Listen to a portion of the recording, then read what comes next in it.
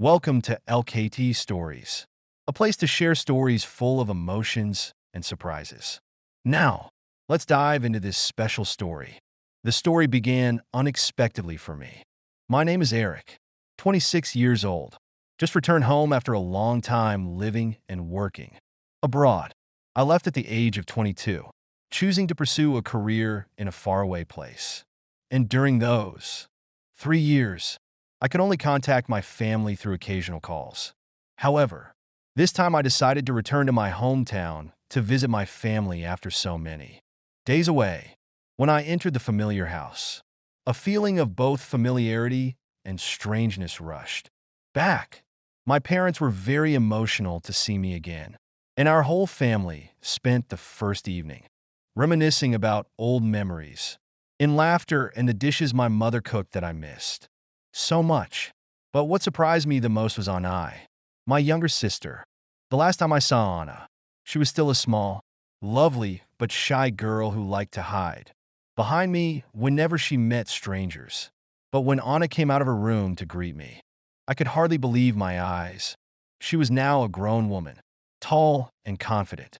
Her long hair was loose, her eyes were sparkling, and her smile was shy but warm. It was a strange feeling, like meeting someone completely new but still familiar. "Eric, it's been a long time since I last saw you," Anna said with a smile, her voice now filled with a maturity I didn't expect. I pulled her into a tight hug. "When did you grow so big? I didn't recognize you anymore," I teased. Anna just chuckled, her cheeks flushed, but said nothing more. The whole evening, I couldn't stop glancing at her. Every move Anna made brought back old memories. But at the same time, I realized that she had changed a lot. There was something about the way she spoke, the way she laughed that made me feel confused. A combination of familiarity and something new, elusive. When the night came, I went up to my room to rest after the long flight. My old room was still kept by my mother, every detail making me feel nostalgic. Tired, I decided to take a shower before going to bed. The warm water from the shower seemed to wash away all the fatigue after the long trip, giving me a feeling of relief and relaxation. After taking a shower, I put on a loose t-shirt and lay down on the old bed, intending to take a nap. But when the lights were turned off, the darkness and silence made my mind drift. Images of my family of the past, and especially Anna, kept appearing in my mind. I couldn't help but think about her, about how she had changed, about the gentle yet sharp gaze she had given me. I tried to push those thoughts aside, telling myself that it was all just a strange feeling to see my sister again after so many years apart. But the more I tried to forget, the clearer her image became in my mind. I remembered the way Anna smiled when she was shy, the way she tilted her head slightly when listening to her parents talk. Every gesture, every small expression seemed to be imprinted in my mind. Lying on the bed, I realized that I was struggling with my own emotions. But in the end, I let everything go, leaving only a gentle feeling mixed with a little embarrassment and turmoil in my heart. Lying in the dark, I realized that everything around me was so quiet that I could hear my own breathing. But my mind was not at peace. I couldn't stop thinking about Anna, about how she had changed so much in 3 years, that I felt like I was meeting a completely new person. Old memories of her kept coming back when we were little. She used to follow me everywhere, calling brother Eric, "Wait for me." I remember the time she hid behind me when she was scared, or the times she jumped up and down with joy when I brought her small gifts. But now, Anna was no longer the little girl she used to be. The way she smiled, the look in her eyes, everything had a confidence and charm that I was not familiar with. I sighed softly, closing my eyes to try to lull myself to sleep. But then a soft knock on the door made me open my eyes. "Brother Eric, are you still awake?" Anna's voice came softly from outside the door. I sat up a little surprised. "You're awake? What's up, Anna?" The door opened, and Anna walked in, still wearing the simple nightgown that accentuated her slim figure. She smiled shyly, sitting on the edge of the bed. "I can't sleep," she said, her hands clasped together, her eyes avoiding mine as if she was thinking about something. I just wanted to talk to you for a bit. It's been a while since we've seen each other. I nodded, trying to keep my voice casual. Yeah, it's been a while. So what did you want to tell me? We started talking. At first, simple stories about family, work, and each other's lives. Anna told me about the days she spent at home with her parents, about her studies, about the little joys she had experienced. But the more we talked, the more I realized that her eyes sometimes seemed to be vague, as if there was something she didn't dare to say. Brother Eric. She suddenly stopped. Her hands clenched tighter. Do you think, when two people live apart for so long, they might change so much that they no longer understand each other like before? Her question made me pause. I looked at her, trying to read her eyes. I think so, but if there's still a connection between them, things will go back to the way they were. Right? Anna smiled slightly, but it wasn't a completely happy smile. I hope so. We sat there in the dim light. The air suddenly different. I could feel her closeness, the warmth of her soft breathing as she sat close by. But with that came an awkwardness that I couldn't explain. Anna, what's wrong? Is something bothering you? I asked softly, trying to keep my voice calm. She didn't answer right away, just shook her head slightly. Nothing. Honey, I guess I'm just thinking too much. Then she stood up and smiled at me again. Okay, I'm going back to my room. I won't bother you anymore. Good night, brother. Good night, Anna, I replied, but my mind was still filled with unanswered questions. When she stepped out and closed the door, I sat there for a moment, staring into the dark space in front of me. A strange feeling rose in my heart, both familiar and awkward, as if something had changed between us, but I didn't dare to face it. I lay back on the bed, but couldn't sleep. My mind kept wandering back to Anna's image, her half-closed eyes, her quiet voice as she left. There was something unusual about the way she looked at me, as if she wanted to say something but didn't dare. Time passed slowly. The silence only made the uneasy feeling in my heart more pronounced. Finally, unable to bear the suffocation, I decided to go to the kitchen for a drink, hoping to ease my mood. As I walked down the stairs, the dim light from the living room made me stop. I looked through the half-open door and saw Anna sitting on the sofa, her legs drawn up, her arms hugging a pillow, her eyes fixed on the TV screen, but her mind clearly not there. I walked in, softly, so as not to startle her. Are you still awake? Anna jumped a little, then turned to look at me, her face slightly embarrassed. I couldn't sleep, so I came down here to watch TV for a bit. I sat down next to her, keeping a comfortable distance. What's wrong? You've been restless since I got home. She pursed her lips, her eyes looking down at her clenched hands. After a moment, she shook her head. It's nothing. Honey, I guess it's just strange because it's been so long since you've been home. I didn't force her, but the atmosphere between us was still strangely tense. I looked at Anna, recognizing the mature features on her face. But at the same time, I saw something fragile, as if she were hiding a secret that she didn't want or couldn't tell. You know, I said, trying to lighten the mood when I first came back. I felt strange too. You've changed so much. It was like I was meeting a completely new person. Anna turned to look at me, her eyes flashing with surprise.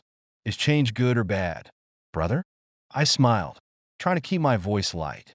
That's good. You're grown up, more mature, and really beautiful. Anna blushed at those words, and she quickly turned away, but she couldn't hide the smile that flickered across her lips. Thank you, she whispered, her voice so soft I had to strain to hear it. There was a long silence, broken only by the faint hum of the TV. Then Anna spoke softly, breaking the silence. Mr. Eric, I have a question, but I'm afraid you'll find it strange. I raised an eyebrow at her. Ask. I promise I'll answer seriously. Anna bit her lip, as if considering something. Then she let out a long breath. If two people were once very close to each other, and then suddenly one person feels differently about the other, would that be wrong? I paused, her question like a needle touching the emotions I had been trying to push away. Since I saw her again, I didn't know how to answer, but I felt her eyes waiting, longing for some kind of explanation. I think my feelings are never wrong, Anna, but how you act on them is what's important. I replied slowly, trying to keep my voice calm. Anna nodded slightly, but didn't say anything more. She turned back to look at the TV screen, as if lost in her own thoughts. Seeing that she didn't say anything more, I didn't force her, but I couldn't deny that. My heart was beating faster, each beat pounding in my chest. Part of me wanted to leave, to get away from this awkward situation, but another part of me couldn't take my eyes off her. Finally, I stood up, trying to keep my voice natural. Okay, I think I should go to bed. Don't stay up too late either. We still have plenty of time to talk tomorrow. Anna looked up at me and nodded slightly. Good night, brother. Good night, Anna, I replied.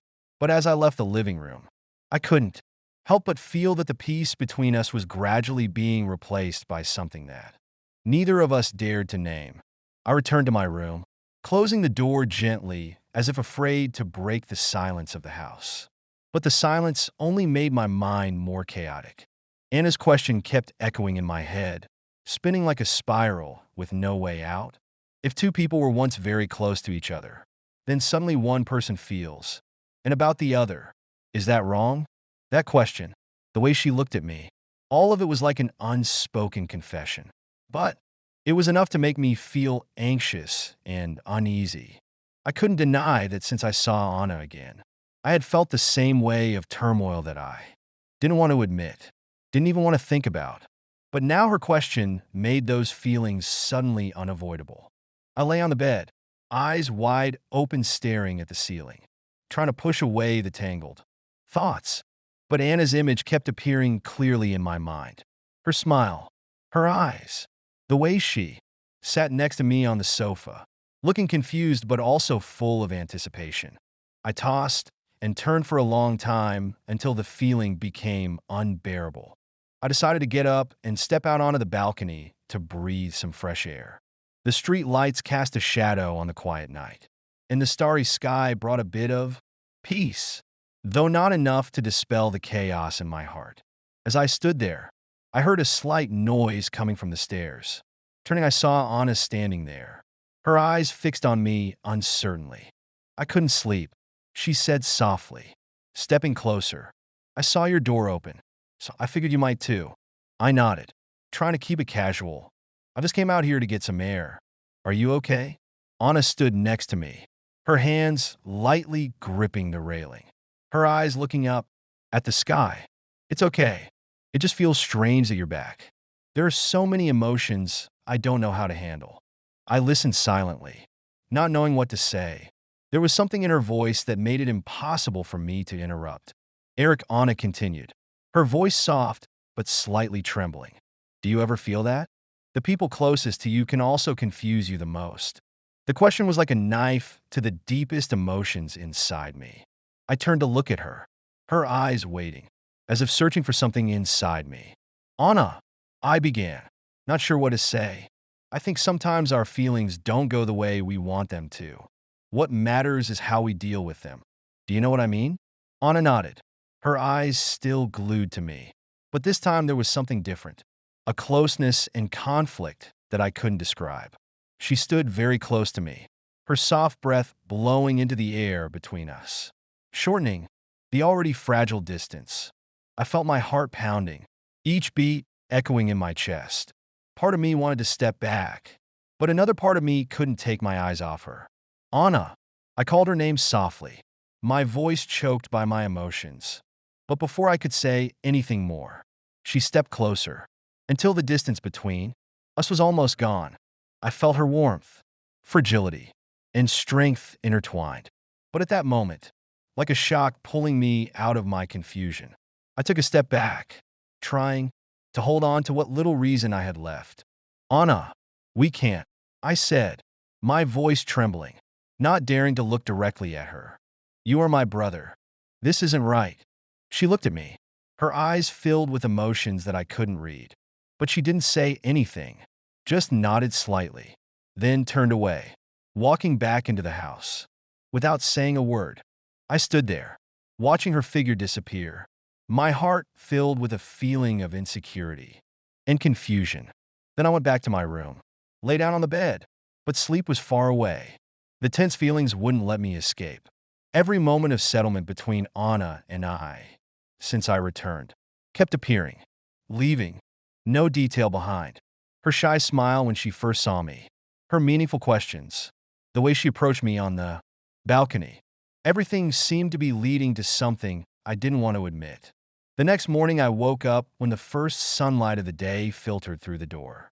My body was heavy from a night of almost no sleep, but there was no time to think too much, because the smell of steaming coffee from the kitchen reminded me that everyone had started a new day. As I walked down the stairs, I saw Anna standing by the essential oil making coffee. She was wearing a loose t-shirt and jeans, looking comfortable but no less lovely. When she saw me, Anna turned around, giving me a gentle smile, but I immediately recognized the calm in her eyes. "Good morning, brother," she said, her voice trying to keep it natural. "I made coffee. Would you like a cup?" "Yes, thank you," I replied, trying not to show my admiration. I sat down at the table, watching her put the coffee animal into the ring, her fingers running lightly, that I expected only I could notice. We sat across from each other. The atmosphere was quiet, but filled with unspoken things.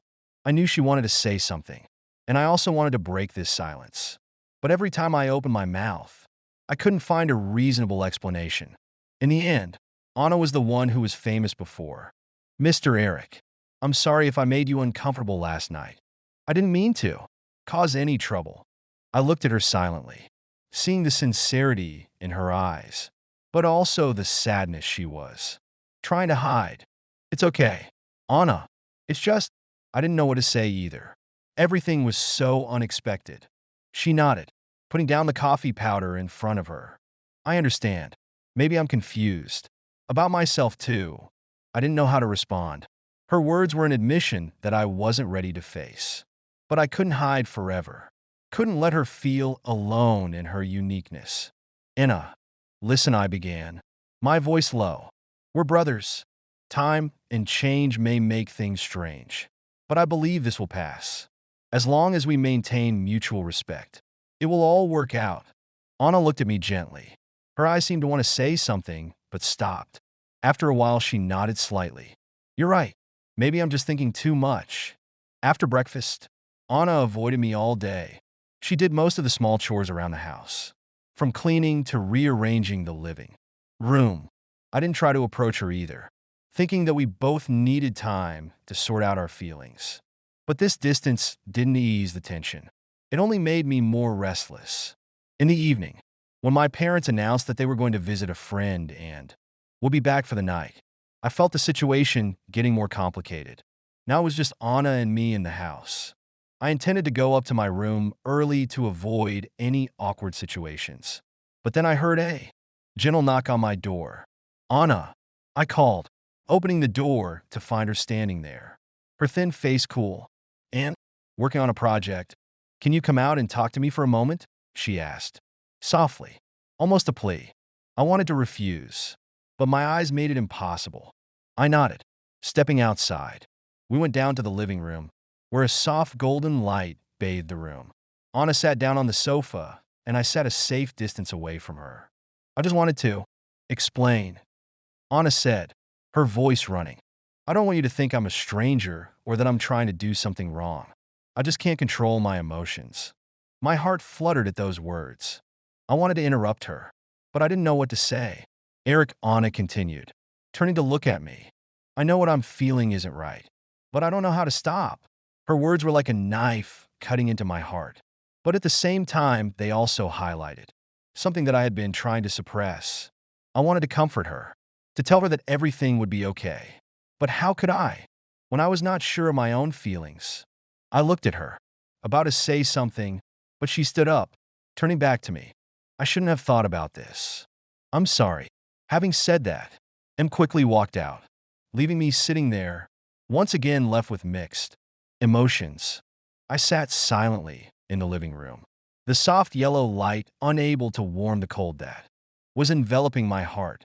Anna's words, the emotions she revealed, and the helplessness within myself were all building up like a cork about to burst. I couldn't help but blame myself. How could I let things come to this?